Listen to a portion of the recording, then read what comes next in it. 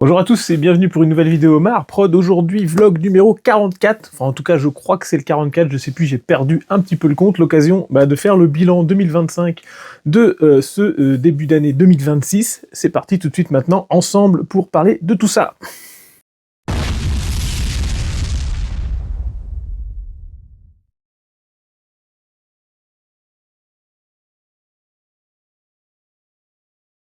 Alors nous voilà en ce début d'année 2026, déjà une très bonne année à tous, parce que c'est important de se souhaiter les petits vœux de tradition en ce début d'année 2026. Merci à tous ceux qui suivent la chaîne, parce que c'est super important de soutenir un petit peu la création comme ça. Merci à tous d'avoir suivi durant toute cette année 2025, et ce vlog va être l'occasion de faire le petit bilan. Alors j'ai mes petites notes ici, parce que sinon j'ai un petit peu de mal à ne pas perdre le fil. Donc déjà voilà, comme je disais en tout début, bonne année encore. Et puis tous mes vœux, plein de figurines. J'espère que vous en avez eu plein à Noël pour ceux qui fêtent Noël. Et puis que vous en aurez tout au long de l'année des nouveaux projets avec tout ça. D'ailleurs, je vous emmène tout de suite maintenant, étant donné que c'est un petit vlog, sur la première quête de l'année. Et la première quête de l'année, est-ce que ça serait pas d'aller chercher la première figurine du mois? On va tout de suite aller au Warhammer pour aller voir ça. Attends, comment ça se compte là? Et ça y est, quête réussie avec la petite boîte qui contient la figurine du mois. La première de cette année. Bon, et ça c'était hier matin. Si vous pensez qu'il y en a encore, malheureusement, on est dimanche et c'est mort pour la figurine du mois. Il fallait vous lever plus tôt. Et donc me voilà perso avec ma première petite figurine. Alors je ne sais pas trop quand je la peindrai, peut-être dans le futur, hein, à mon avis peut-être pas cette année. Pour la petite info, parce que ça c'est un petit truc que je vous ai peut-être jamais lâché, je suis en train de récupérer pas mal de figurines du mois depuis, on va dire, 2 ou 3 ans, depuis que ça existe en fait, donc c'est plutôt cool que ça continue en 2026. J'ai jusqu'ici peut-être une bonne quinzaine de petites figurines de moi que je garde précieusement dans ces petites boîtes-là, parce que je compte dans le futur me faire peut-être un calendrier de l'Avent et vous peindre une figurine sur la fin d'un mois de décembre ou un truc comme ça là, jusqu'au 25, une sorte de calendrier de l'Avent où je peindrai une figurine par jour. Alors c'est un gros projet, hein, je suis pas trop dans la peinture normalement, donc je sais pas si ça verra le jour un jour, mais en tout cas voilà, c'est dans le projet de faire une sorte de calendrier de l'Avent où je ne me rappelle pas ce que j'ai chopé en figurine du mois, donc ça sera un peu la surprise de découvrir une figurine Age of Sigmar, une figurine Warhammer 40 000 ou autre. Dites-moi en commentaire si ce genre de truc peut vous plaire, mais en tout cas c'est le projet. Sinon pour ce qui est de la chaîne, en 2025 j'ai quand même tenu pas mal le rythme, ce que j'ai perdu un petit peu sur la fin de l'année, parce que les projets professionnels et quelques opportunités que je ne pouvais pas louper font que plutôt, histoire de parler français, que je ne pouvais pas être aussi présent sur les réseaux et notamment faire des vidéos. D'ailleurs j'ai pas de vidéo à l'avance, donc c'est pour ça que celle-ci sera peut-être un peu décousue, je m'en excuse par avance, mais je la fais un peu au pied levé pour essayer de relancer un peu la machine YouTube en ce début d'année, mais sachez que peut-être que les vidéos vont peut-être un petit peu s'espacer parce que j'ai moins de temps qu'avant, mais en tout cas la chaîne est au bord des 8000 abonnés, ce qui est plutôt pas mal. Normalement, généralement je fais 1000 abonnés par an et tout ça, c'est pas une chaîne qui est énorme, enfin qui a une grosse expansion, parce que je parle de sculpture, je parle de technique, donc ça intéresse évidemment moins que du rapport de bataille ou des vidéos un peu plus faciles. Donc voilà, mais en tout cas vous êtes présents, vous êtes là, donc un gros merci à vous. Sachez que ceux qui me soutiennent directement sur Tipeee, parce que j'en ai quelques-uns, je crois que c'est 2 ou 3 personnes, c'est pas énorme, mais en tout cas ceux qui me soutiennent, vraiment un gros merci à eux, parce que eux comprennent que via Tipeee c'est vraiment exclusivement pour la chaîne.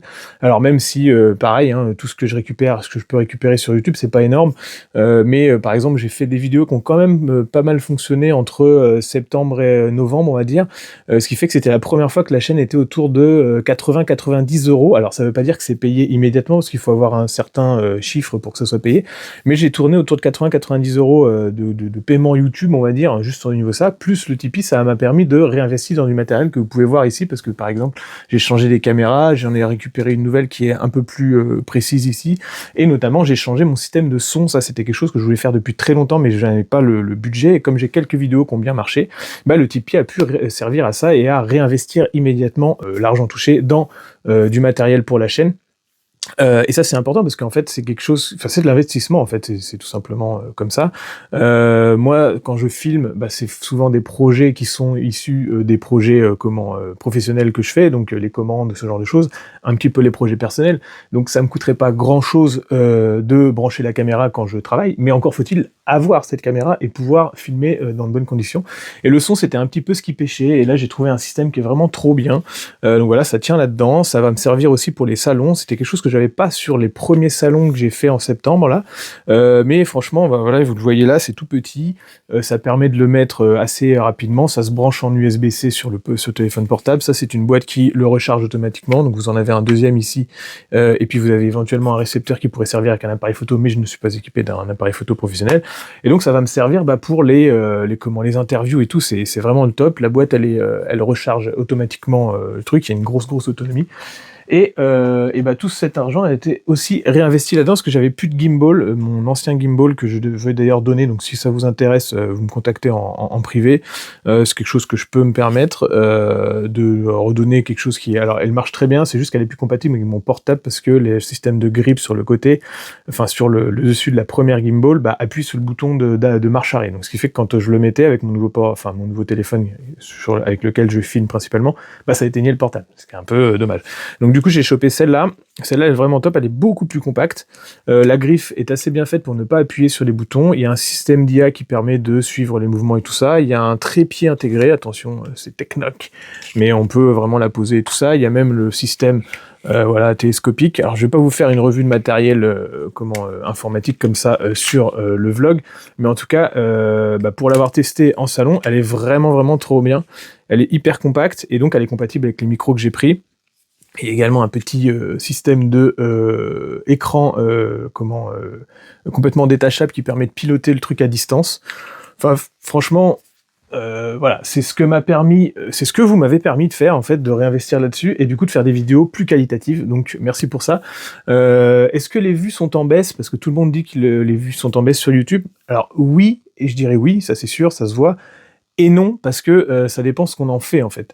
Moi, clairement, sur la chaîne de base, c'est-à-dire vraiment tout ce qui est... Alors, test matériel, ça marche plutôt pas mal, mais ça dépend encore ce que je fais en test matériel. Par exemple, les aérographes, ça fonctionne bien, mais quand je fais un truc un peu plus space, un peu moins peut-être, parce que ça va être spécifique pour faire par exemple du moulage, et vous n'êtes pas forcément intéressé par le moulage ou ce genre de choses. Donc ça... on va dire, c'est un petit peu en demi-teinte. Quand je fais des vidéos qui sont complètement sorties du contexte, là évidemment ça marche pas, mais là c'est de ma faute. Et par contre, j'ai des vidéos qui explosent, mais qui sont pourtant pas dans le concept de la chaîne. Par exemple, mes derniers reportages, je sais pas moi, je vais prendre... j'ai repris les visites de setup, donc la visite d'atelier chez Nico Prime, elle est arrivée à plus de 3000 vues, c'est gros pour la chaîne. La Paris Wargame Expo, elle est à plus de 3000 vues aussi. Enfin voilà, quand j'ai fait des reportages comme ça a eu l'air de vous plaire, ou alors de plaire à l'algorithme, je ne sais pas. En tout cas, j'ai eu l'impression de récupérer pas mal d'abonnés et de vues avec ça. En gros, sur la chaîne, moi, quand je fais entre 1000 et 2000 vues, c'est une bonne vidéo. Quand je fais dessus de 3000, 3000, 4000, c'est vraiment bien. Et puis bah après, bah il y a certaines vidéos qui marchent un peu moins bien. Quand je fais des vidéos de peinture pour des rediffs de live Twitch où c'est un peu accéléré, c'est un petit peu peut-être moins compréhensible, et que je fais que 400-500 vues, là c'est vraiment pas terrible. Mais pour une petite chaîne comme la mienne, finalement, c'est pas si mal que ça. Et après, il y a des trucs un petit peu plus bizarre, par exemple là juste le coup de gueule du Titan Warlord, alors c'est pareil, hein, c'est assez facile de faire de la polémique comme ça, qui fait 11 000 vues, bon là, je savais que la vidéo allait marcher, mais de là à ce que ça marche autant, c'est presque décevant pour un sujet comme ça, parce qu'en fait je ne fais juste qu'allumer la caméra, et alors certes j'énonce des faits, et je parle de quelque chose que je trouve pas normal, mais bon voilà, c'est un peu la facilité, et quand on fait un reportage et que ça fait moins, bah c'est un petit peu dommage quand même. Mais en tout cas, merci à vous pour votre suivi, parce que bah finalement je vois comment la chaîne évolue, et c'est pas exponentiel, mais en tout cas c'est constant, et ça c'est plutôt cool. En 2025, qu'est-ce que j'aurais lancé? J'aurais lancé ma boutique. Enfin, vous allez me dire, parce que tout le monde me disait, mais t'as pas de site internet, t'as pas de boutique? Et non, j'avais pas de boutique. J'avais une sorte de petite boutique perdue sur un bout de blog que j'alimentais de temps en temps. Et donc là, ça y est, je me suis lancé sur Shopify, parce que c'était un peu le truc le plus simple, après avoir pris des conseils auprès des nombreux commerçants commerçants que je croise sur les salons. Petit clin d'œil à Nico de Stratémat qui m'avait conseillé ce site-là. Pour l'instant, je le maîtrise pas encore, donc c'est pareil, ça c'est un petit appel à ceux qui peuvent peut-être m'aider là-dessus. S'il y a je sais pas, quelqu'un qui s'y connaît en création de site internet ou ce genre de choses, j'aimerais relier plus de choses que ça sur la boutique. Que par exemple, quand on arrive sur la boutique, on voit quand même que j'ai une chaîne YouTube sur deux choses. Alors, peut-être que je paye pas le bon abonnement, mais en tout cas, j'ai quand même une page, j'ai quand même un abonnement payé, ça aussi, il faut que ça soit rentable. Donc voilà, vous pouvez aller sur mon site, en tout cas, pour prendre, pour voir mes bonnes productions. J'ai pas encore tout mis, j'ai pas mis les accessoires que vous pouvez trouver sur les salons, c'est-à-dire le flocage, ce genre de choses et tout ça. Ça pourra peut-être venir. Pour l'instant, j'ai mis que mes figurines personnelles, en tout cas ceux qui sont encore en stock, parce que comme vous le savez, j'avais perdu mon blur, donc je dois reproduire et tout ça. J'ai déjà expliqué, donc je vais pas revenir dessus. Et vous verrez aussi quelques one-shots, c'est-à-dire les figurines que je crée sur mesure, voilà, comme ça, à l'envie. Par exemple, la dernière, c'était l'espèce de cathédrale marchande de Conquest, que j'avais fait en live, ça a permis de faire une série de streams, de vidéos autour de cette conversion. Et quand c'est comme ça, je remets en vente cette figurine à des tarifs bien moins chers que le commerce, parce que vous avez juste le prix de la figurine plus un petit peu mon travail dessus. Ce qui n'est pas du tout le prix que vaudrait cette figurine si vous me l'aviez commandée en direct. Donc ça peut être l'occasion de tenir une pièce unique de temps en temps, en plus de mes gammes personnelles. Mais en tout cas, cette année, j'aurais quand même sorti, je crois, 3 figues, parce qu'en début d'année, j'ai sorti l'élémentaire du savoir, avec son petit sorcier, là, le golem de livre, pour ceux qui ne visualisent pas. Celui-là, il a bien marché, parce que j'avais fait... en fait, je crois que c'est la première fois que je fais une vente, on va dire, aussi rapide de tout le stock. Alors j'en fais jamais énormément. Celui-là, j'en ai peut-être fait une 50aine, je crois, et j'ai dû tout vendre, je crois. Et donc j'ai restocké une deuxième fois en demandant un deuxième retirage. Et c'est la première fois que ça fait moins d'un an, parce que d'habitude, ça met 2 ou 3 ans en termes de d'écoulage de stock, si je peux dire. Donc du coup, il y a cette figurine-là qui est sortie, il y a aussi le buste de lieutenant du chaos, qui lui, par exemple, à l'inverse, n'a pas du tout marché. J'ai fait le maximum de communication que je pouvais faire là-dessus, j'ai lancé une sorte de précommande, et j'ai vendu 3 exemplaires, c'est génial, donc je ne peux évidemment pas financer le buste, tant pis pour lui, pour l'instant le projet est à l'arrêt, je me débrouillerai, comme j'ai les fichiers 3D et qu'il a été scanné, pour évidemment livrer les 3 personnes qui m'ont commandé ces bustes-là, mais pour l'instant je suis un peu en rade d'imprimante 3D, ça va, parce qu'il fait trop froid dans l'atelier, c'est surtout pour ça, elle est pas du tout en panne, mais j'ai du mal à imprimer en ce moment parce que ma résine est trop froide, donc je me contenterai de livrer les 3, et puis tant pis pour ceux, peut-être que j'ai pas lancé au bon moment, ou que le sujet ne plaisait pas. En tout cas, pour l'instant, tant pis, mais c'est quand même une sculpture que j'ai faite lors de... c'est Trolls et Légendes, je crois que j'ai fait ça, ou non, c'était pendant le World Model Expo, donc non, je l'ai sculptée en juillet, et ça y est, elle est sortie en septembre-octobre. J'ai le modèle, je pourrais le faire mouler, je l'ai en 3D, donc je pourrais le produire aussi. Voilà, c'est un projet qui est pour l'instant en dormance, ça n'a pas fonctionné là, mais peut-être que ça fonctionnera plus tard si je relance le projet, on verra plus tard. Et puis j'ai ma dernière figurine sortie qui a été moulée par TGCM, que je salue au passage, qui est donc la Chimère Serpent, que je vous remets là en image. Là c'est la toute nouvelle création, donc voilà, c'est un petit truc qui peut vraiment faire un antagoniste pour, si vous voulez l'utiliser pour une partie de jeu de rôle, ou meubler des parties et tout ça. La figurine est assez simple à monter, elle est assez simple à peindre, il n'y a pas de souci. Elle est ça fait un gros familier, un gros chien pour un primaris, on va dire, et elle peut servir à tout, quoi. Ça pourrait faire une bête pour des Eldar noirs, par exemple, c'est un peu à ça que je pensais quand je l'ai sculpté. Voilà, donc ça fait 3 figurines cette année, c'est pas si mal que ça. Et donc, comme on arrive en 2026, on va arriver tranquillement aux 15 ans de la boîte, parce que en mai, exactement, j'arriverai aux 15 ans de Maharprod, déjà, oui. Et pourquoi fêter les 15 ans? Parce que je ne suis pas sûr de pouvoir fêter les 20, on sait jamais. Donc du coup, je voudrais fêter ça tout au long de l'année, c'est-à-dire je vais vous produire des choses qui seront en rapport avec le service, donc des figurines évidemment, mais d'autres produits en partenariat avec des commerçants et des copains que je connais au fur et à mesure de les avoir croisés en salon. Et donc le premier, pour ceux qui ont suivi, c'était donc le tapis qui est disponible en ce moment chez Stratémat, qui sort un peu pour les 15 ans, parce que je voulais faire vraiment un tapis à thème spécialement créé pour ça, pour le visuel de mon armée, mais que les gens pourront réutiliser à loisir. Pour ceux qui n'ont pas vu la vidéo, je vous la remets maintenant en lien. Et donc c'est le premier produit qui sort un petit peu pour les 15 ans de la chaîne, enfin de la chaîne, pas de la chaîne de mon service. Ma chaîne a beaucoup moins que ça. Et du coup, il y aura aussi des figurines, évidemment, que je vais produire au fur et à mesure de l'année. Elles sont plus ou moins prêtes, j'en ai sculpté quelques-unes, maintenant il faut que je les produise. Et donc, ce sera des productions exclusives. Je sens un petit tournant, on va dire, dans mon activité, c'est-à-dire que j'arrive à en vivre depuis plusieurs années maintenant, mais le fait d'être arrivé à 15 ans et d'avoir une sorte de... j'imagine une sorte de légitimité dans le métier, parce que certains, enfin, et notamment vous, commencent quand même à me connaître. Je produis moi-même mes figurines, je vais sur les salons, je vais à la rencontre des gens, je fais tout vraiment seul, contrairement à d'autres créateurs qui vont engager d'autres personnes. Moi, j'essaie de faire tout moi-même pour avoir tous les aspects de la figurine et pouvoir vous en parler.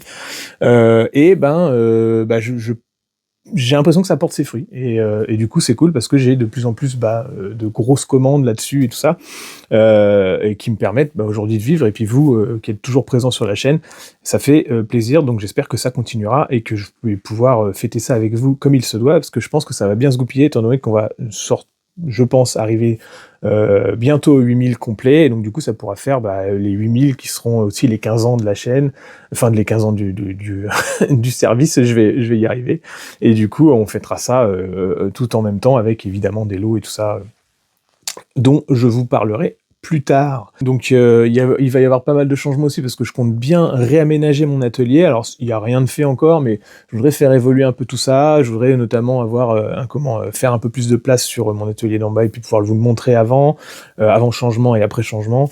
Donc ça, je vous en parlerai en temps voulu, mais je pense que ça pourra changer bientôt, donc ça pourrait être que ça sera très bien. Je me suis demandé si j'avais peint beaucoup de figurines cette année, et j'avoue que je ne sais pas. Donc ça veut dire que j'en ai pas peint beaucoup, sinon il y a une unité qui me reviendrait en tête. Je sais que j'ai fait un tournoi Conquest, donc j'ai forcément dû peindre une nouvelle unité. De mémoire, je crois que j'avais peint des statues pour ça, mais sinon sur Conquest, j'ai peint quand même la grosse figurine du sépulcre impie, qui était quelque chose il fallait se le coltiner, parce que c'est une grosse pièce, mais en plus elle est compliquée dans les détails à peindre, donc il fallait vraiment pouvoir trouver un schéma sur ce bousin-là. J'en suis assez content, donc voilà, elle s'intègre bien à mon armée. Et puis c'est une figurine que j'ai convertie de façon personnelle, donc du coup c'est une pièce unique, et ça me tenait à cœur de faire quelque chose d'unique là-dessus. Donc voilà pour ça. J'ai peint évidemment les Ursus Warrior, oui, j'ai repris les Ursus Warrior avec un chapelain en armure Terminator que vous pouvez voir là, et son petit bouclier. Alors c'était l'occasion de mixer un petit peu impression 3D et puis figurine classique, presque pas converti, j'ai juste changé la tête, et puis évidemment les symboles Ursus que je fais habituellement. Donc voilà, je pourrais dire qu'en 2025 j'ai repris les Ursus Warrior, même si j'ai pas fait énormément de figurines, c'est vrai. La grosse figurine du moment, c'était quand même Manus, ça c'est quelque chose qui m'a tenu en haleine.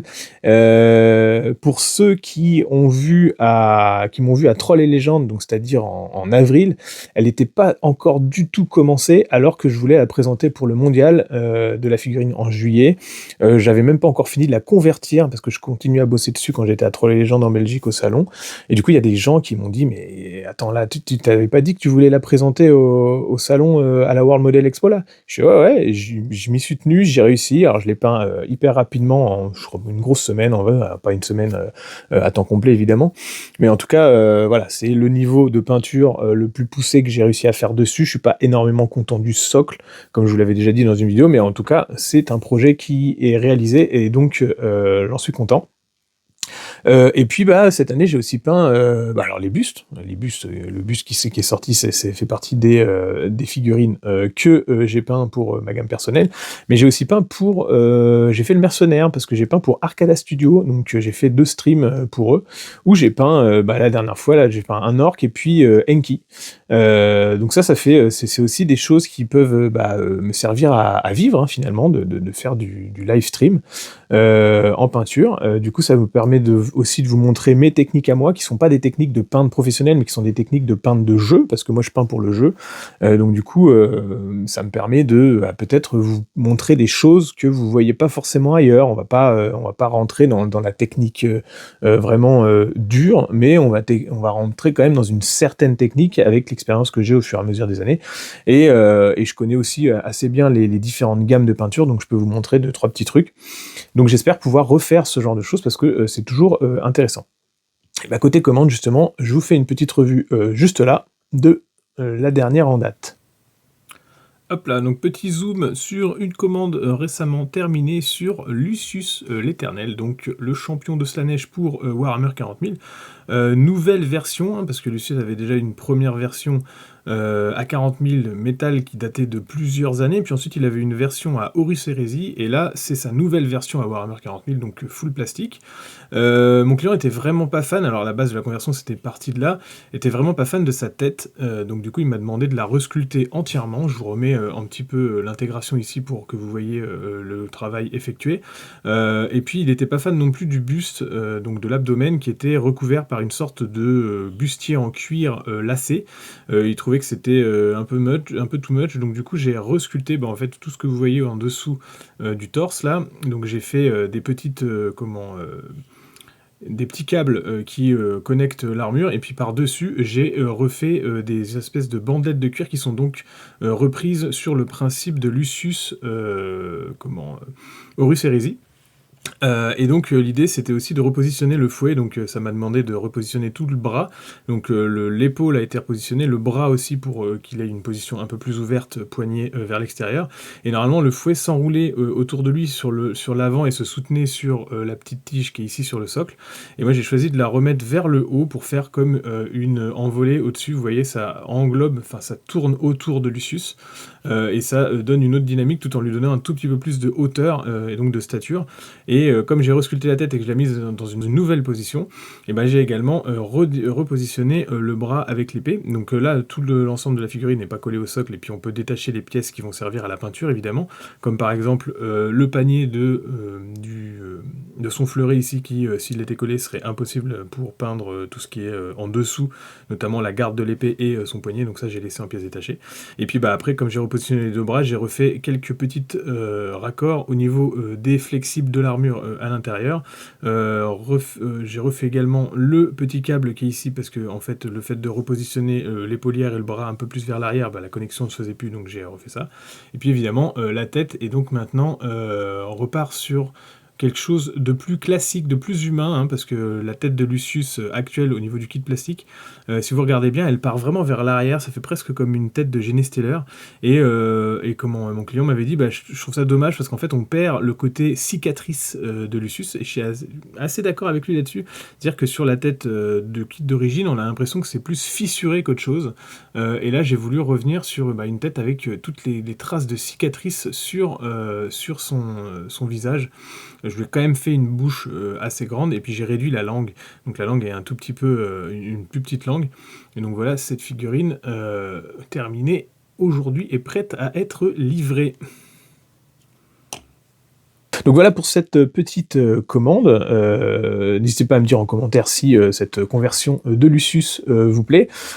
Côté chaîne, et du coup j'avais fait le tirage au sort des pinceaux Green Stuff World, des pinceaux rechargeables. Je vous remets vite fait les tirages ici. Les deux premiers gagnants sont déjà au courant et ont déjà reçu leur lot. J'ai eu les retours courrier. Par contre, j'ai pas réussi à contacter le troisième, donc c'est un petit appel, Guillaume Lejeune, si jamais tu vois cette vidéo, sache qu'il faut que tu me contactes par mail et je te donnerai le process qui permettra de valider ta participation.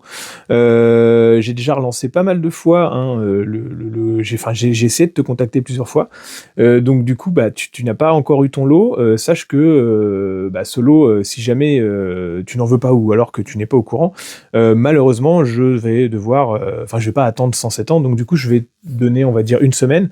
En même temps, si tu ne le vois pas au bout d'une semaine, ça veut dire que tu n'es pas vraiment très intéressé par la chaîne et que du coup, tu n'as pas les notifications, donc tu regardes pas mes vidéos. Donc du coup, c'est pas vraiment bien grave. Et je remettrai ce lot en jeu sur un prochain concours, notamment, par exemple, le lot, tous les lots qui vont aller aux gens lors du franchissement des 8000 abonnés. Donc voilà, dépêche-toi Guillaume, si tu veux tes petits pinceaux. Allez, c'est parti. Côté autre commande, vous savez que je suis sur une grosse commande du Mechanicum, et c'est l'occasion de vous faire un petit coup de gueule sur certains trucs. Autre partie de commande qui donc fait partie pour ceux qui suivent et qui sont souvent connectés à mon stream sur Twitch, ils savent que je suis sur une longue commande autour du Dark Mechanicum, donc je fais une armée du Dark Mechanicum de Nurgle.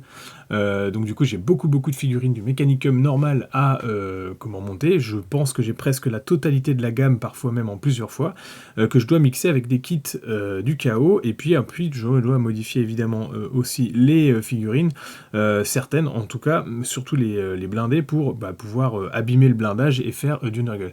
Celle-là, je vous fais une petite parenthèse, parce que c'est une figurine que j'aime beaucoup. Je suis tombé dessus un peu par hasard, au fur et à mesure.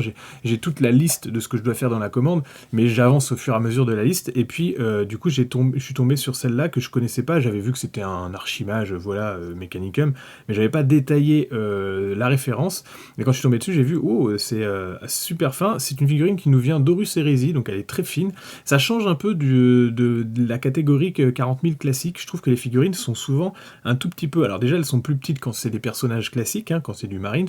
Là, comme c'est un personnage du Mechanicum, il est augmenté, donc il est légèrement plus grand. Si je le mets à côté d'un Primaris, il aura largement sa place. Donc vous voyez, vous avez le Primaris ici, ils sont globalement de la même taille, donc ça pourrait être un très bon archimage, un Magos du Mechanicum pour vos armées de 40 000. Ce que je voulais, le point sur lequel je voulais revenir, c'est que souvent elles sont plus fines et donc plus jolies, par contre elles sont aussi plus fragiles. Vous imaginez que tous ces petits câbles-là qui sont juste positionnés comme ça et qui tiennent un peu par la force du Saint-Esprit, ou de l'Omni-Messie, pour cette figurine-là. Quand vous les trimballez en partie, même des petites mégalandrides comme ça, c'est un petit peu fragile. Là où je voulais revenir, c'est que sur cette figurine-là, c'est la première fois que je tombe sur un découpage aussi stupide. J'en connais beaucoup au niveau découpage, parce que j'ai fait énormément de gammes et de figurines de références différentes au niveau de la marque Warhammer et de la gamme Games Workshop en général, au fur et à mesure de mes 15 ans de service. Et des fois, on tombe sur des découpages un petit peu tortueux, complexes, voire parfois bizarre. En fait, on comprend pas pourquoi c'est découpé comme ça.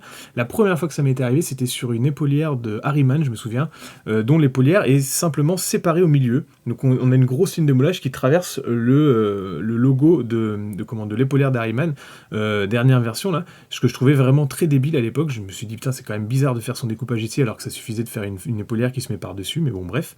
Et là, sur cette figurine-là, je vous remets un petit peu les images de la notice et des pièces détachées en intégration là. On a carrément le morceau du bord de la manche qui a été découpé. C'est-à-dire que là, vous le voyez plus parce que ça y est, je l'ai fixé, puis j'ai remis un petit filet de solvant Tamiya dessus pour que ça soude bien le plastique. Mais en gros, il n'y a pas de raison à avoir découpé cette pièce-là, autre que pour complexifier, pour moi, en tout cas c'est ma théorie, de complexifier le kit pour éviter des remoulages et des soutirages en résine par des services chinois ou ce genre de choses. Parce que sinon ça n'a aucun sens. Ça protège, ça cache un tout petit peu le moyeu là, mais la manche aurait pu être totalement tirée d'une seule pièce. Et donc on a cette espèce de bord de manche à remettre sur le côté, qui est en plus assez difficile à mettre parce que évidemment la petite pièce elle est tordue, donc du coup vous devez la contraindre et la ressouder un petit peu comme vous pouvez. Et vous avez les deux manches à faire, c'est-à-dire que de l'autre côté c'est pareil, il y avait un bord de manche qui était à mettre sur cette figurine là. J'ai trouvé ça particulièrement débile, et je pense qu'il y a beaucoup de figurines, apparemment, quand j'ai fait ça en live, il y a pas mal de personnes qui étaient présentes sur le chat, qui m'ont dit « Oh là là, tu verras, il y aura d'autres figurines dont tu vas tomber sur le Mechanicum ». Alors c'est pas les premières que je fais, par exemple j'ai déjà monté Belisarius Call, qui est assez compliqué, et notamment c'est pareil sur les tanks, on trouvait des pièces qui étaient assez compliquées, mais là, putain, on a vraiment l'impression que c'est découpé juste pour embêter la personne qui va le monter.